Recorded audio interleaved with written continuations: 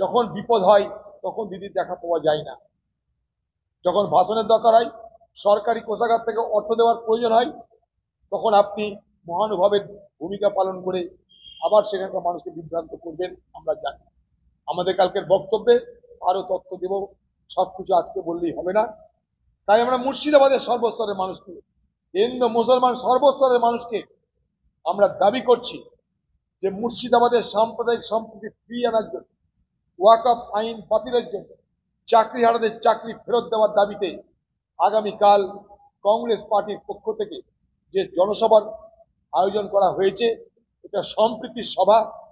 এই সভায় সারা মুর্শিদাবাদের মানুষ আপনারা আসুন। আমাদের টাকা নেই, পয়সা নেই, গাড়ি দেওয়ার ভাড়া নেই, বিরিয়ানি খাওয়ার অর্থ নেই, আমাদের লুট করার কোনো জায়গা নেই, দুর্নীতি করার কোনো ব্যবস্থা নেই।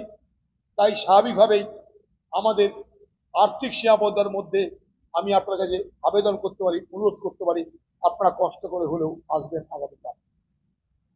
ভ্রমণ টমন করে এখন যখন অবকাশ পেয়েছেন বাংলার মুখ্যমন্ত্রী, সে অবকাশের সময় তিনি ভ্রমণ করতে আসেন শামসেরগঞ্জ।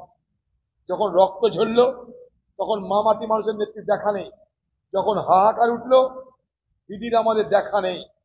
যখন সবকিছু সামান্য হতে যাচ্ছে, স্বাভাবিক হতে যাচ্ছে, তখন দিদি উড়ে আসছেন।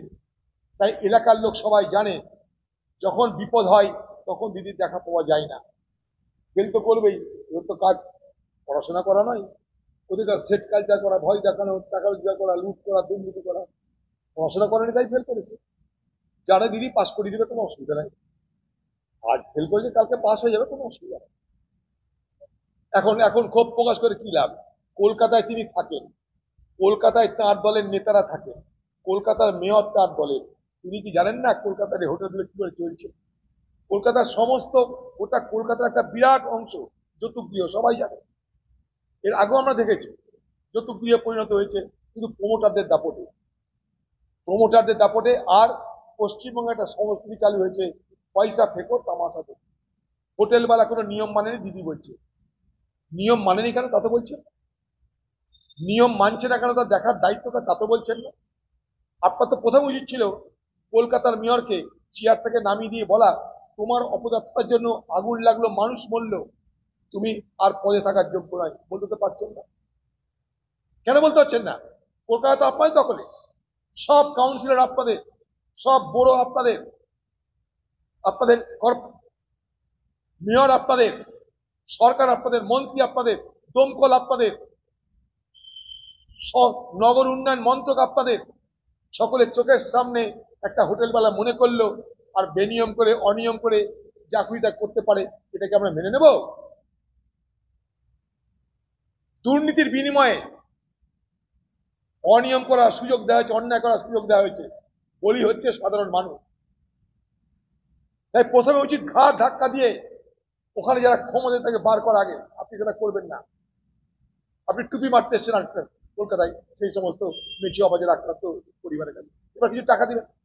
আপনার তো একটাই কাজ, মানুষ মরে টাকা পাবে, জীবন্ত অবস্থায় টাকা পাওয়া যাবে না। এখানে আপনাকে মরতে হবে, মরে আপনি পুরস্কৃত হবেন, জীবিত অবস্থা আপনি পুরস্কৃত হবেন না। এই পারমিশন গুলো কে দিয়েছিল? হোটেল দেখভালের দায়িত্ব কার? হোটেল নিয়ম মানছে কিনা কার দেখার দায়িত্ব বলুন? তার জন্য সরকার আছে, তার জন্য বেতন আছে, অফিসার আছে, মেয়র আছে, কাউন্সিলর আছে। কেন আজ তারা কোথায়? মুখ্যমন্ত্রী এখন আবার মানুষকে এসে সান্ত্বনা দিচ্ছেন। আপনি মৃতের দেহে আতর ছড়াচ্ছেন, মৃতের দেহে আতর ছড়িয়ে বাংলার মানুষকে বুদ্ধ বানানোর চেষ্টা করছেন। দেখুন, জাতি গণনা করবার দাবি কংগ্রেসের পক্ষ থেকে রাহুল গান্ধী লাগাতার করে চলেছে, আপনারা জানেন। এবং গত লোকসভাতেও কংগ্রেস মানুষকে প্রতিশ্রুতি দিয়েছিল যে ক্ষমতায় এলে জাতি গণনা তো হবেই, এবং জাতি গণনার ভিত্তিতে চাকরিতে সংরক্ষণ, সেই সঙ্গে পিছিয়ে পড়া যারা জাতি তাদের জন্য আলাদা করে বাজেটের টাকা বরাদ্দ করতে হবে। আর ভারত সরকার যারা আজকে ক্ষমতায় তারা কি বলতো? মোদিজি বলতো যে জাতিগণনা দেশের সর্বনাশ করবে। তিনি বলছেন গরিব একটা জাত, মহিলা একটা জাত, পুরুষ একটা জাত, বাকি কোনো জাত নেই। বিজেপি সরকারের মন্ত্রী নীতিন গডকরি সে বলছে जो करेगा जात की बात उनको मारो कस के लात। অর্থাৎ যে জাতিগণনার কথা বলবে তাকে ভালো করে চর লাগিয়ে দেয়, থাপ্পড় মারো। আর আজকে সেই মোদী সরকার কংগ্রেসের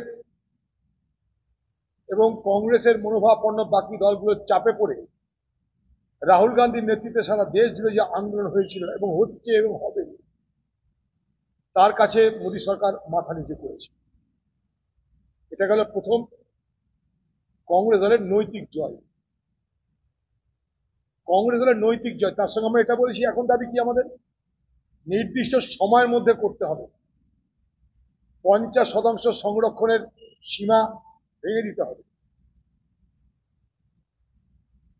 মোদী সরকার সামনে যেহেতু বিহার ভোটে কি হবে জানে না, তাই বিহার ভোটের আগে যে জাতিগণনার দাবি সারা দেশ জুড়ে তৈরি করেছে রাহুল গান্ধীর নেতৃত্বে বাকি সমমনোভাবাপন্ন দলগুলো, সেই জায়গায় সাধারণ মানুষের কাছে আগেই তিনি বার্তা দিতে চাইছেন যে আমরা করছি, আমাদেরকে ভুল দিতে না। বাকি যেগুলো কথা বলছেন পহেলগাঁওয়ের কথা, আমরা যুদ্ধবাজ নই, বদলা আমরা চাই, পরিষ্কারভাবে বলে দেওয়া হয়েছে। ভারত সরকারের পক্ষ থেকে যখন সর্বদল মিটিং হয়েছিল তখনও বলে দেওয়া হয়েছে যে দেশের স্বার্থে, নিরাপত্তার স্বার্থে, সন্ত্রাসবাদের মোকাবেলা করার স্বার্থে এবং যোগ্য জবাব দেওয়ার প্রয়োজনে ভারত সরকার যা করবে কংগ্রেস দল তা সমর্থন করবে। আমরা কথা বলছি তুমি এখনই যে যুদ্ধ নেমে পড়ো, সেটা রাষ্ট্রের দায়িত্ব, কখন কি করবে না করবে। আমাদের দাবি এই, কেন পহেলগাঁওয়ে ঘটনা ঘটলো, কেন এই মৃত্যু হলো, এই মৃত্যু কি এড়ানো যেত না? কোথায় আমাদের গোয়েন্দা সংস্থার ব্যর্থতা, এখনো পর্যন্ত তারা ধরা পড়ল না কেন? এবং পাল্টা শাস্তি দেওয়ার জন্য সরকার কখন কি ব্যবস্থা নেবে সেটা সরকারের সিদ্ধান্ত। কিন্তু কোনোভাবেই পহেলগাঁওয়ের ঘটনায় সারা দেশ জুড়ে মানুষের যে শাস্তি দেওয়ার আর্তনাদ, অপরাধীদের শাস্তি দেওয়ার যে আর্তনাদ, যে দাবি, সেটাকে কেন্দ্রীয় সরকার উপেক্ষা করতে পারে না। উপেক্ষা করলে আমরা প্রতিবাদ করব। পাশাপাশি আরেকটা কথা বলতে চাই, কাশ্মীরের সাধারণ ছাত্র ছাত্রী বা কাশ্মীরের সাধারণ মানুষ যারা রুটি রুজির প্রয়োজনে, শিক্ষার প্রয়োজনে, স্বাস্থ্যের প্রয়োজনে ভারতবর্ষের বিভিন্ন রাজ্যে যায়, তাদের প্রতি যেন কখনো কোন রকম অশালীন অন্যায় আচরণ না করা হয়। এটা আমার দাবি এই কারণে যে কাশ্মীর সবাই বলতো সন্ত্রাসবাদীদের